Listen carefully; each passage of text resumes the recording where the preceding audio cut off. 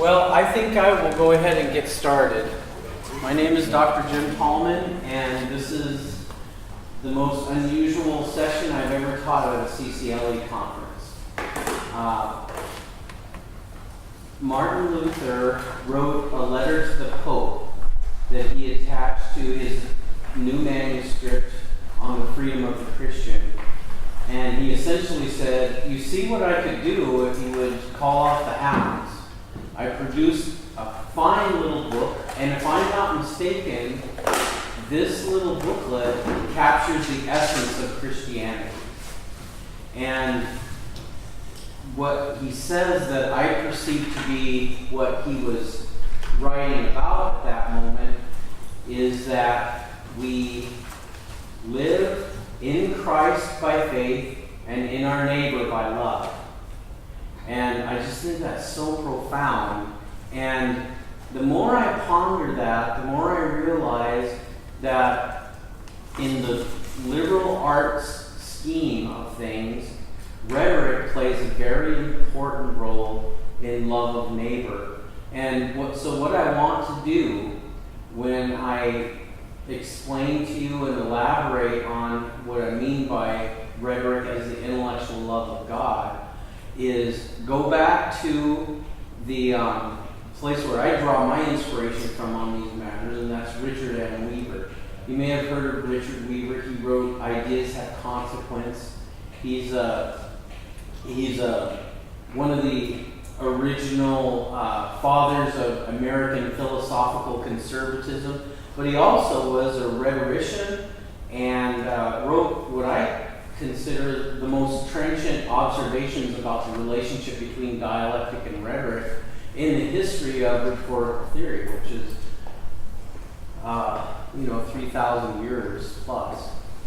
And so what I want to do today is just do my ode to Richard Weaver on rhetoric as the intellectual love of God. In one of his essays entitled The Phaedrus and the Nature of Rhetoric, Weaver came up with the notion that when you strip rhetoric down to its essence, and as he says, you divest it of all the artifice that has grown up around it, it's very much like what Spinoza called the intellectual love of God. So I want to talk about what he meant by that, what I mean by that, and it also impinges a great deal on the relationship between dialectic and rhetoric. And our motto, if you will, for classical Lutheran education comes from, I think, Sturm, but I'm not positive, but it may have been Bugenhagen, who said that the aim of education is a wise and eloquent piety.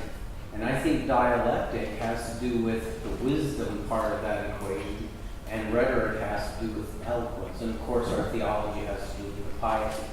So I want to flesh some of that out, and I want to start today with a little overview of excerpts from Weaver's essays that have influenced me over the years on these matters. And then I'd just like to have you do a little processing tonight and think about it. And then tomorrow I want to have, shudder, group discussions. Oh no, we're not doing individual work. But I would like to have people do a little bit of just kicking ideas around tomorrow and then give a brief 5-minute or so presentation from each group about what you've read on these matters. And then we'll elucidate a little bit tomorrow. And then on Thursday, I would like to do some application. How you teach with these things in mind. One thing that's been abundantly clear over the years, Pastor Heine will attest to, is that by and large, the people that come to these conferences need tools that they can walk away with and apply in a classroom. Not that we just dispense nuts and bolts, but if we neglect the how-to, a lot of people walk away frustrated. So I always conclude my sessions that way. All right. So, rhetoric is highly implicated in love of neighbor. Rhetoric is always about the word. But how? Introducing movement toward the good. To embrace the truth, logic established. It gives motivation. It's linked to eros. Have you ever been around someone who's so concerned with abstracted truth, you wonder if he has any affection whatsoever, or bonds with, or concern for, or empathy for, or attachment to the other? Proper sentiments are part of what we mean by the well-ordered soul. To love that which we ought, and to embrace that which is good. To love that which is lovely. Proper sentiments.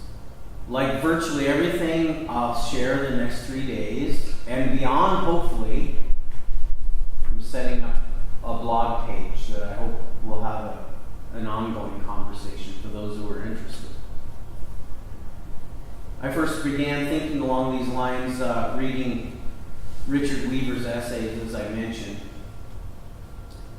He observes in his essay, Phaedrus and the Nature of Rhetoric, that it is worth recalling, in a little footnote, he says, it is worth recalling that in the Christian New Testament, with its heavy Platonic influence, God is identified both with logos, word or speech, and in John 1 with agape, love, in 2 John 4:8. So, over several essays, he develops this view of rhetoric in which he associates it with the love of God. I'm quite taken with this view of rhetoric and its relation to dialectic, and since it influences everything I understand about classical Lutheran education, as I've taught, especially the last couple of years in 7th and 8th grade, I've really pondered what I'm doing and why I'm doing it. And the more I think about it, the more I've Christianized rhetoric. And it really bears out Weaver's observations about rhetoric being very much like the intellectual love of God. So, let's examine some of these excerpts.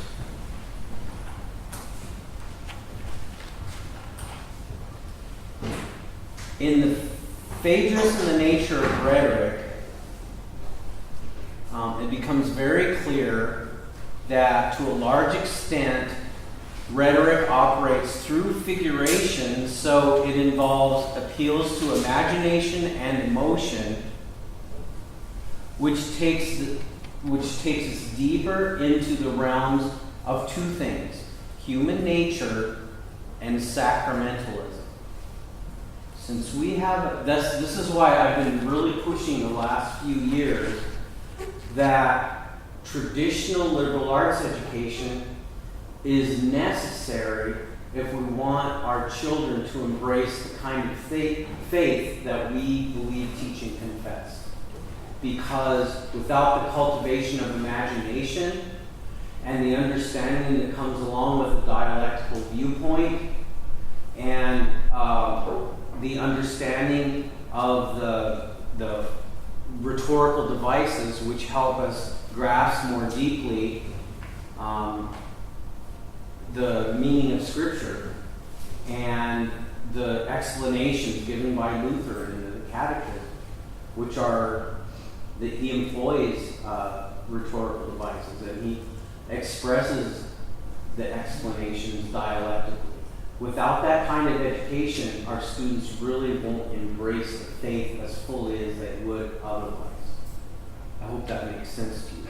So that's the reason why Luther, Bugenhagen, and Stern all pushed, and Melanchthon pushed traditional liberal arts education for the parish churches in the beginning.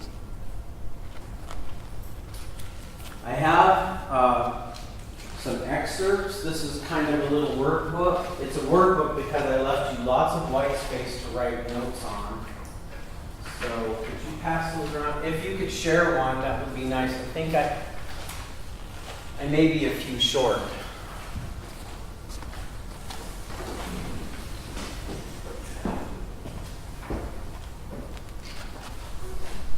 So like I said, for the benefit of the people that just walked in, today I would like to just lay out some of these excerpts from the Weaver essays that have influenced my thinking along these lines.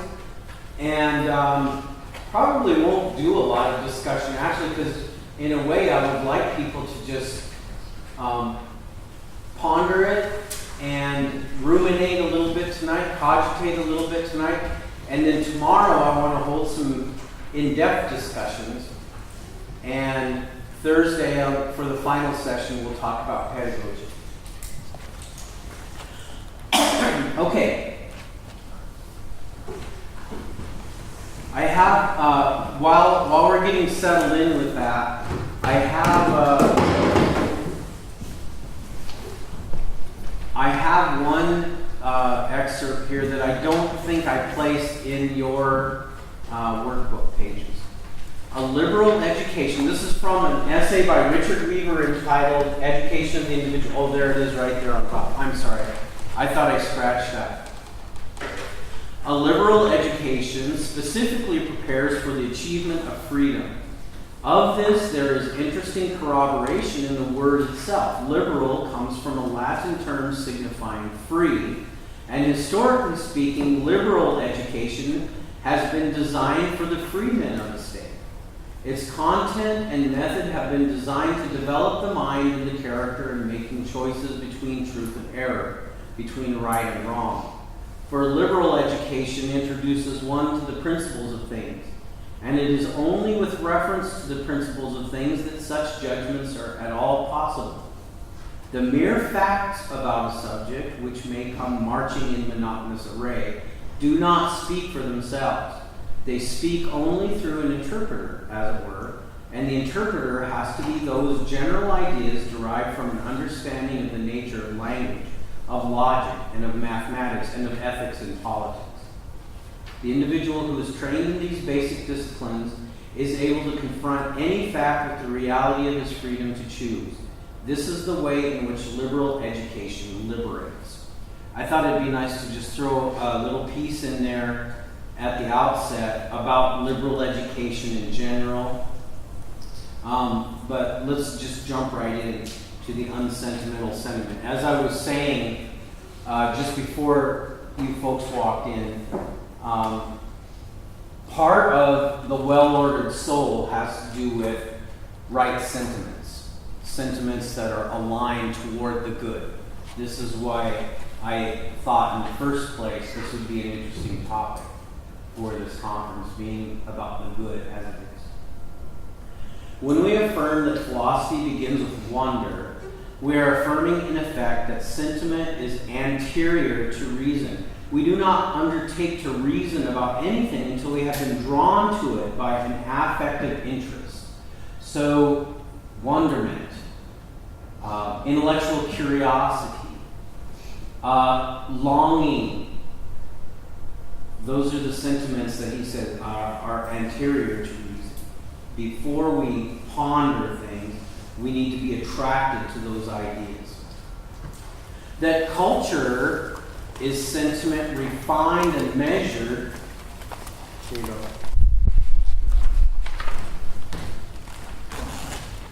Sorry. Kidding.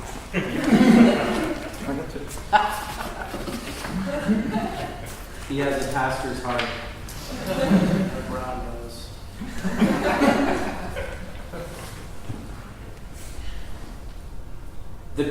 That culture is sentiment refined and measured by intellect becomes clear as we turn our attention to a kind of barbarism appearing in our midst and carrying unmistakable power to disintegrate. This threat is best described as the desire of immediacy, for its aim is to dissolve the formal aspects of everything and to get at the supposititious reality behind them. It is characteristic of the barbarian, whether he appears in a pre-cultural stage or emerges from below into the waning day of a civilization, to insist upon seeing a thing, quote, as it is. The desire testifies that he has nothing in himself with which to spiritualize it. The relation is one of thing to thing without the intercession of imagination. Impatient of the veiling with which the man of higher type gives the world imaginative meaning, the barbarian and the Philistine, who is the barbarian living amid culture, demands the access of immediacy. Okay, let me tease that out just a little bit. I think I've already previewed some of what speaks to me in that long paragraph. The cultivation of imagination and the sacramental viewpoint. A person who holds a sacramental view of things has the capacity to exercise imagination to see that which is veiled or that which is beyond, and appreciates that, the distance, if you will, and the veil, because it's associated in his mind with decency. The barbarian wants immediate access. Yes. Quick question. What do you mean by the word sacramental? It's a term I haven't heard used in this context before. Okay. Well, so we have a very ritualized faith worldview, and so the rituals that we engage in our liturgies, the incense stands for the prayers of God rising before the throne of God. And there are all kinds of, I have to be careful that I don't tread on, the theology of the sacrament itself. But in the general view, a sacramental faith worldview is one in which there's a lot of, it's rich with symbolism. And there are, especially Reformed churches, they're very sterile by comparison. They don't want anything to do with that. But I really think that a sacramental orientation enriches our faith experience. Who coined the term in that particular context? I don't know. Okay. I just picked it up. Okay. Does anybody know I'm not being that technical about it myself. I'm distinguishing our Christian worldview and our expression from a more sterile and kind of Reformed expression. I at least know what you mean when you use the word now. I didn't want to cut you off, but I wasn't quite grasping it.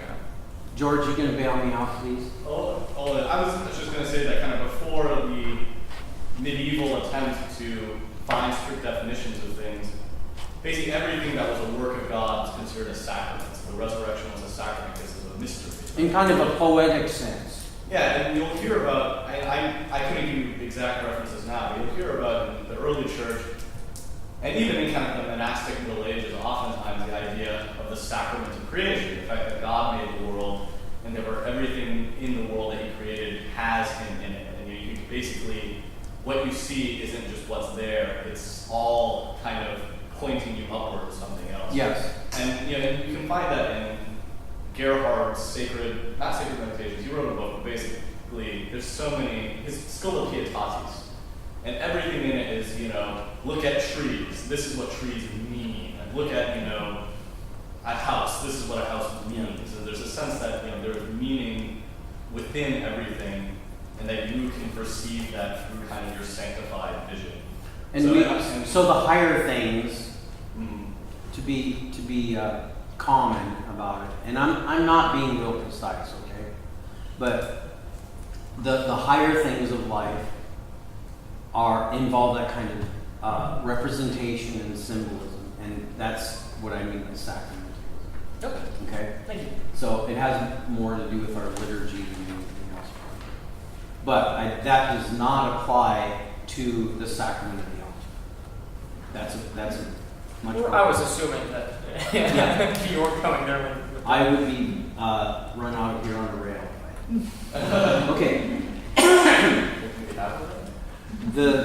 It is a characteristic of the barbarian, whether he appears in a pre-cultural stage or emerges from below into the waning day of his civilization, to insist upon seeing a thing as it is.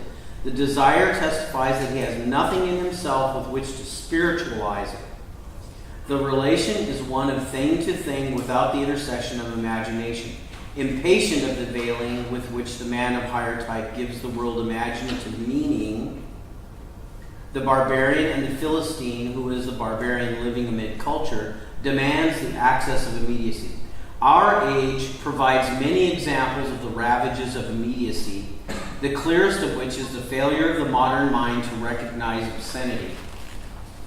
This failure is not connected with the decay of Puritanism.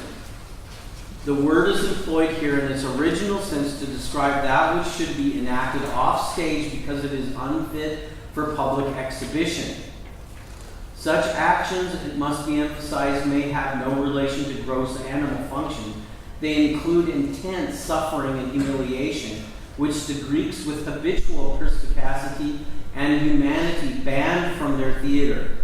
The Elizabethans, on the other hand, with their robust allusions to the animal conditions of man's existence, were nonetheless not obscene. It is all in the way one touches this subject.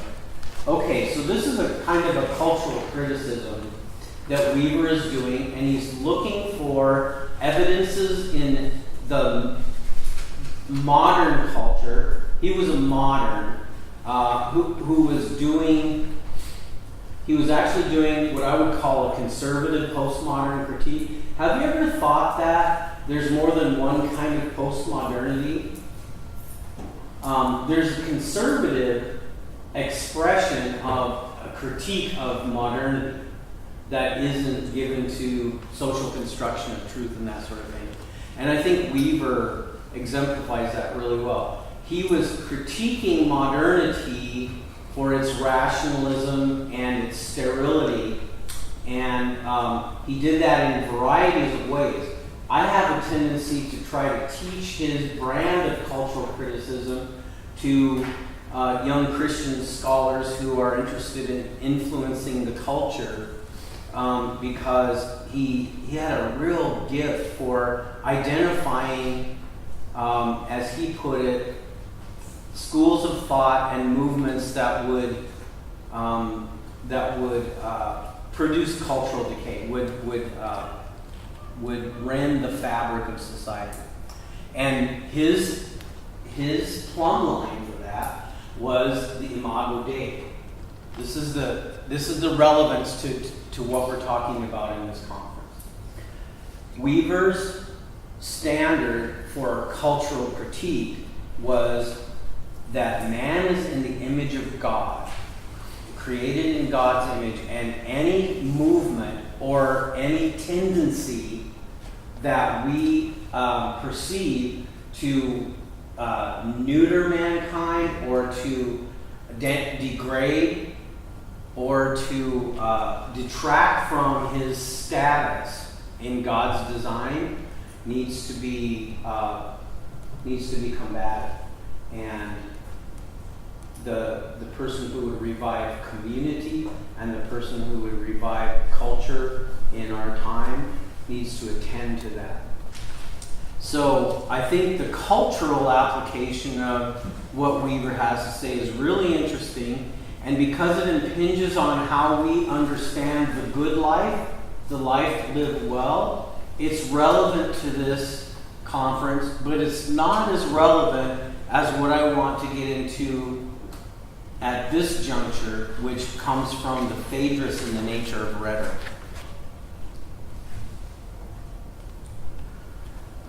Before I talk about that excerpt, let me just read a passage here from an essay that I wrote. Rhetoric is all about the word and analogy.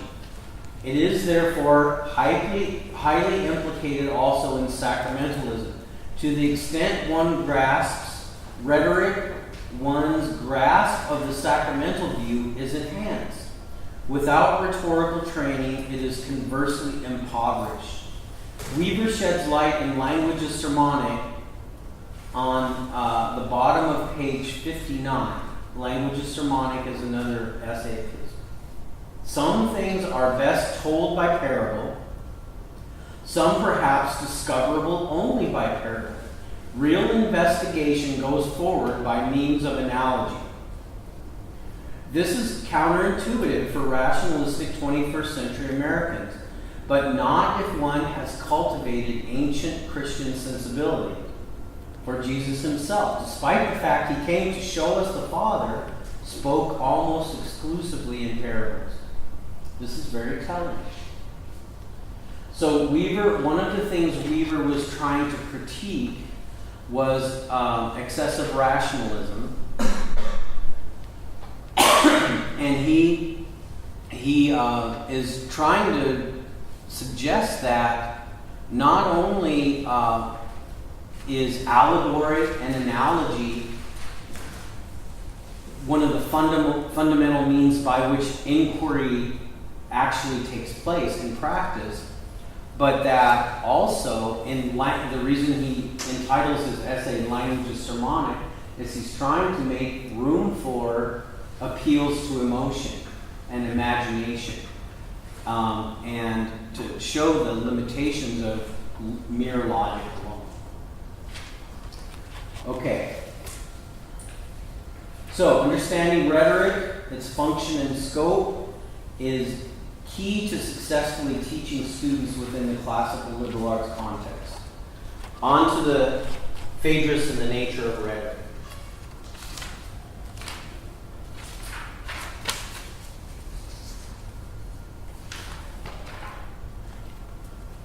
Oh, I skipped that one part. You've already read that paragraph, I'm sure, about the kind of garbage that was released to the public for titillation.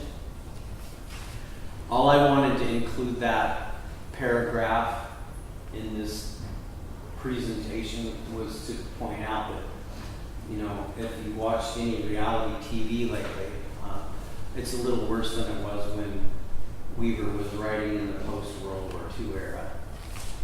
Things have gone downhill. Enough said about that. But back to his point, there is some unity in that. The point he ends with is behind the offense lies the repudiation of sentiment in favor of immediacy. Okay. All the above impinges on our understanding of what constitutes the good life, and that consideration impinges directly on our conference theme.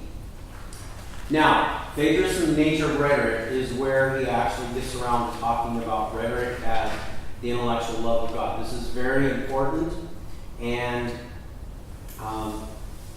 this is going to lay a perfect foundation for what we'll discuss the next two sessions.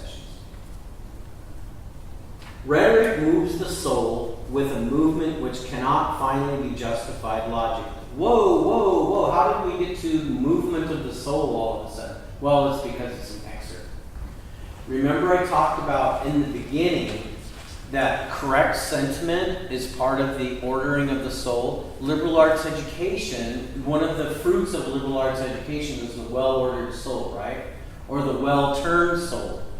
A soul that is turned well is oriented toward the good, has correct sentiment, and loves that which is worth loving, and values that which is valuable. Okay? And so rhetoric is implicated in that movement because rhetoric is also about moving the soul toward the good. I also said at the beginning that I have an utterly Christianized view of rhetoric. It's one of the reasons I'm around here. And it's one of the reasons Patrick Henry College hasn't replaced me yet. It's hard to find rhetoricians who have that kind of a viewpoint. But beginning with Quintilian and Plato, to a lesser extent, through Boethius, Augustine, and up through Richard Weaver, there has always been a strong thread of understanding rhetoric as fundamentally ethical, and that it is essentially telling the truth to your neighbor in love. So it's very easy to Christianize it when you focus on those elements. Like Weaver says, once you get beyond the artifice of schemes and tropes and figures of speech and those poetic elements of rhetoric that help you make truth flowery so people desire it and want to embrace it, rhetoric on a deeper level is very ethical because it has to do with the improvement of my neighbor, speaking the truth to my neighbor for his betterment. But I'm getting ahead of myself. That's exactly what the theme of the Phaedrus and the nature of rhetoric is. Rhetoric moves the soul with a movement which cannot finally be justified logically. It can only be valued analogically with reference to some supreme image. Therefore, when the rhetorician encounters some soul sinking beneath the double load of forgetfulness and vice, he seeks to reanimate it by holding up to its sight the order of presumptive goods. This order is necessarily a hierarchy leading up to the ultimate good. All of the terms in a rhetorical vocabulary are like links in a chain stretching up to some master link which transmits its influence down through the linkages. It is impossible to talk about rhetoric as effective expression without having as a term giving intelligibility to the whole discourse, the good. Of course, inferior concepts of the good may be and often are placed in this ultimate position, and there is nothing to keep a base lover from inverting the order and saying, "Evil, be thou my good." Yet the fact remains that in any piece of rhetorical discourse, one rhetorical term overcomes another rhetorical term only by being nearer to the term which stands ultimate. So, when you are advocating a position, you presuppose that your auditors will embrace your presuppositions in the process of agreeing with your overt position, your explicit position. And so, on the level of presupposition, that which you hold to be good, true, and beautiful becomes part of what they accept in the process of embracing your argument. Does that make sense? So Weaver is saying that you can't really have rhetorical expression without some sort of presupposition about what is good, true, and beautiful, and it's not always explicated. Oftentimes, and the most powerful iteration is at the level of assumption. It's out of discourse. Dr. Tony? Yes. Would you be so kind, please go back? You said you understand that, and then you explained it. Would you repeat that one sentence? You said that which they accept is... When you make an argument, people have to also accept your presuppositions about the way you're viewing the world and the values that you're placing on that for which you attempt to persuade them. And so Weaver is making the point here that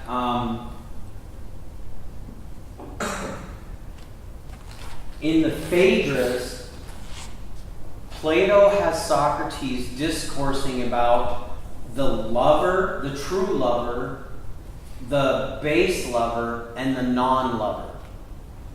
And Weaver makes the case in his essay that the sub-theme of speech is thoroughly entangled throughout the whole dialogue, so that it's not just about the lover, but the lover is equated with the true orator who speaks the truth to the beloved in order to help form him in the direction of the good. And the base lover consumes the beloved and has no real care for that person's well-being, and that would be like a sophist. and that the non-lover is very calculating and doesn't want to sacrifice it all for the beloved. And so that would be what Weaver, this is where dialectic comes in. Weaver identifies the non-lover as the pure dialectician. He's calculating, he has no attachment to the other. He has no correct sentiment. He has no attachment to community either. Which, according to, is it the Phaedrus? No, it's the cultural role of rhetoric.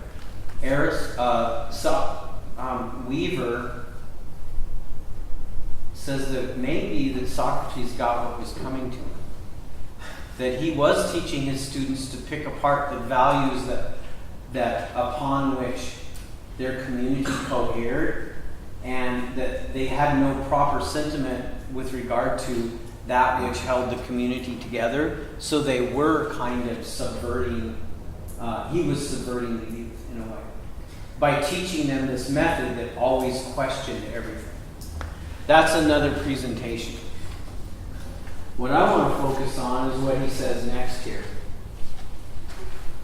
Since we want not emancipation from impulse, but clarification of impulse, the duty of rhetoric is to bring together action and understanding into a whole that is greater than scientific perception. Wait a minute, Weaver. Why don't we want emancipation from impulse? Because we're not just logic chopping machines. We have hearts and minds. We want to win hearts and minds. We attempt to improve people both in heart and mind. So he's basically saying that's okay. That's this quotation from the Languages Sermonic down at the bottom there says that. The realization that just as no action is really indifferent, so no utterance is without its responsibility, introduces, it is true, a certain strenuosity into life, produced by a consciousness that nothing is lost. Yet this is preferable to that desolation of feeling of unaccountability. Even so, the choice between them is hardly ours to make. We did not create the order of things, but being accountable for our impulses, we wish these to be just. Thus, when we finally divest rhetoric of all the notions of artifice which have grown up around it, we are left with something very much like Spinoza's intellectual love of God. This is its essence and the fons et origo of its power. It is intellectual because, as we have previously seen, there is no honest rhetoric without a preceding dialectic. Stop. The relationship between dialectic and rhetoric, between wisdom and eloquence, is this. There is no honest rhetoric without a preceding dialectic. What does this mean? It means that before you attempt to persuade other people about whom you care or for whom you have love, you ought to make sure that you're being a truth teller. You ought to dialectically secure your premises. Okay? That's one of the reasons I prefer dialectic as the second in the trivium over logic. Logic can be just purely mathematical, symbolic reasoning, and that's nice and all, but that can lead a person to be a non-lover in the sense of what we're talking about here. It can be very abstracted and sterile. But dialectic has, it works upon arguments that are debatable. And it attempts to secure the truth of propositions that are debatable, because ultimately we don't want to utilize false premises to warp the souls of our auditors. Okay.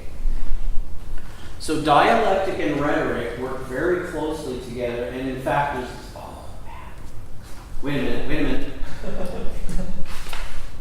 Yeah, I'll be giving away the show if I say that, so I won't.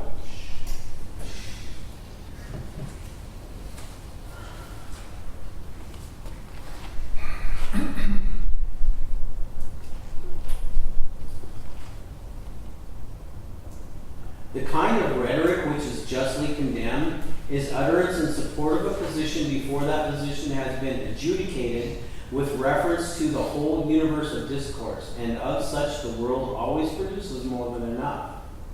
It is love because it is something in addition to bear theological truth. That element in addition is a desire to bring truth into a kind of existence, or to give it an actuality to which theory is indifferent. Do you understand what he's saying there? You can have a sterile, abstract sort of fixation on truth that impinges not a whit on actuality, which would be another way of saying it makes no difference in actual people's lives. Do you just use something like that to make you feel good about yourself, that at least you hold the right opinion on a topic? I am right. Right. Yes. Some people are more concerned with being right than loving their neighbor.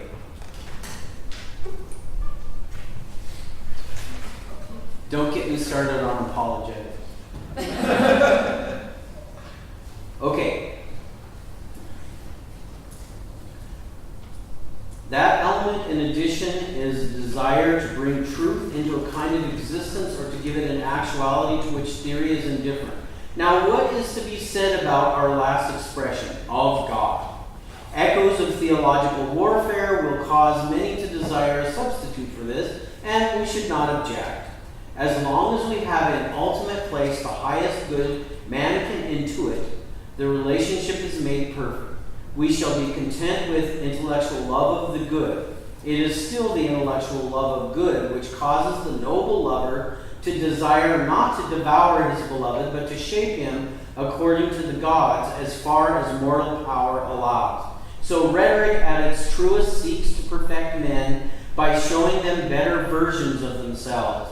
Links in that chain extending up toward the ideal which only the intellect can apprehend, and only the soul have affection for.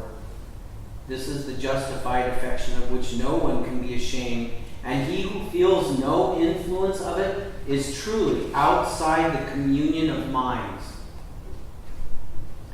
Rhetoric appears finally as a means by which the impulse of the soul to be ever moving is redeemed.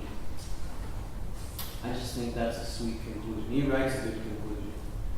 But, the implications of our communion, of our confession, of our community, are also very clear there, I think. I didn't include it in the excerpt that I provided you from the Phaedrus and the Nature of Rhetoric, but Weaver explains eros in terms of the movement of the soul, passion, and attraction, like mutual attraction. That's the beloved. Okay? All right, so let's wrap this up. This is our introduction. Weaver on rhetoric as the intellectual love of God. Language is sermonic. If rhetoric is to be saved from the neglect and even the disrepute which I was deploring at the beginning of this lecture, these primary truths will have to be recovered until they are part of our active consciousness. Okay, this is the conclusion again of an essay in which he is lamenting the preeminence of dialectic alone in the Western in Western society in his age, and how science and reason, kind of the Enlightenment project, had dominated things to the extent that they are turning human beings into automatons or mass entities for purposes of consumerism, or they're also, on the other hand, equating them with animals through evolutionary thought. So he was attacking all of those trends in various essays. And Languages Sermonic is one of the essays where he takes on the general semantics. S.I. Hayakawa and others were people of, in the post-World War II America who were trying to scientize language, more or less. They were trying to extract from language all of the emotive elements because they perceived that war, yes, it's one of the manifestations of positivism applied to language for the purpose of doing away with war. They were appalled with war after World War I and World War II, and so they thought if we can just do away with misunderstanding, that will ultimately do away with war. Where do misunderstandings come from? Emotive language. It just confuses people. So let's reduce language to a one-to-one correspondence, word to thing. And Weaver said, no! What you're going to produce is a denatured man from a denatured speech. That's pretty cool. Isn't that what Orwell brought up too with his Orwell was speak double plus good and such? He was working in the imaginative arena on the same problem. Okay. Yes. Huh. Okay. They are, in summation, that man is not, nor ever can be, nor ever should be a depersonalized thinking machine. His feeling is the activity in him most closely related to what used to be called his soul. To appeal to his feeling, therefore, is not necessarily an insult. It can be a way to honor him by recognizing him in the fullness of his being. When am I supposed to be done again? Now, that's okay. I'm supposed to be done right now? 2:05. Shoot. In brief, the dialectician of our day has no adequate theory of man. Lacking such a theory, he of course cannot find a place for rhetoric, which is the most humanistic of all the disciplines. Rhetoric speaks to man in his whole being and out of his whole past and with reference to values which only a human being can intuit. The semanticists have in view only a denatured speech to suit the denatured man. Theirs is a major intellectual error committed by supposing that they were going to help man by bringing language under the surveillance of science. There is never any question that rhetoric ultimately will survive this scientific attack. The pity is that attacks should ever have been made at all, since proceeding from contempt for history and ignorance of the nature of man, they must produce confusion, skepticism, and inaction. In the restored man, dialectic and rhetoric will go along hand in hand as the regime of the human faculties intended that they should do. That is why the recovery of value and of community in our time calls for a restatement of the broadly cultural role of rhetoric. Here's what I'd like you to do tonight. Like I said, and now we're out of time, so there really is no time at all for discussion. But I think that's okay. We always talk and talk. Today is just orientation. Tonight I would like to be about contemplation. Tomorrow will be about elucidation. Tomorrow night, cogitation. And Thursday, application. And then for the Rhetoric Ring blog that I put together for you, we can do some collaboration and extend on what we've learned. So there will be blog posts here for anyone who wants to have an ongoing conversation. This is all just designed to launch some talk along these lines. But here's what your assignment is for tomorrow. Oh yes. If you go to rhetoricring.com, you will find Help for Teachers. Click on that. And then click on this. I did this for you all. The first thing I did after I went to my first CCLE conference is I created a rhetoric ring to help people understand how to teach rhetoric in a classical liberal arts vein. So if you scroll down to the bottom, it says more resources. If you click on there,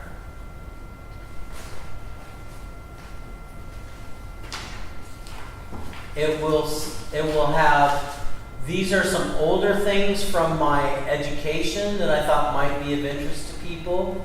And then down here you've got 3 pieces that I would like to have people, you could just skim them tonight. It won't take you any time at all. They're little like 6 or 7 page, reflection papers is all they are. They're not big long articles. But one is reclaiming, what is it called again? Reclaiming our...